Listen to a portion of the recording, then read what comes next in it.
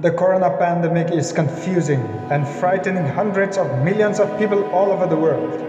It is not surprising. Thousands of people contracted the virus and so far many have died. Seeing the situation, unless we do something practical, many more will fall ill and die in the coming days around the world. Till this day, nothing has hit us so hard as the virus does. This crisis raises medical, ethical, and logistical questions, but it raises additional questions for people of faith. So here I would like to share a few things that are in my mind. First, do not be panicked.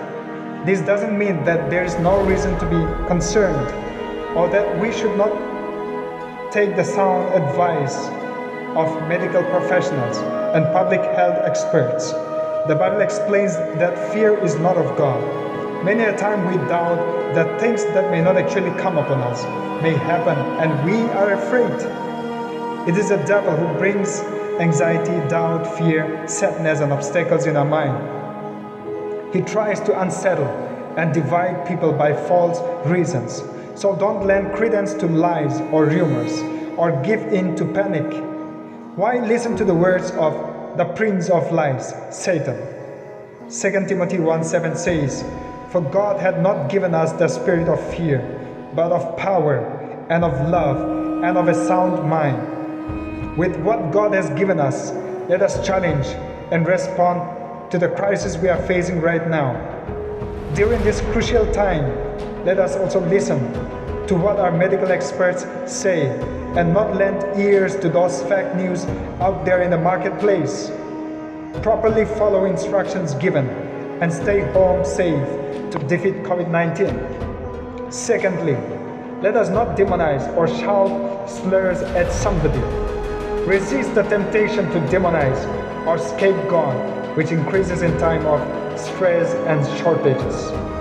The pandemic caused by COVID-19 is not a Chinese disease. It is not a foreign or local disease.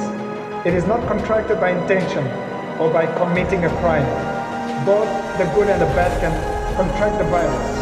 We all need to unite and fight against it. Why are we afraid to take this challenge together when we have the power? God gave us the power to defeat all evil forces.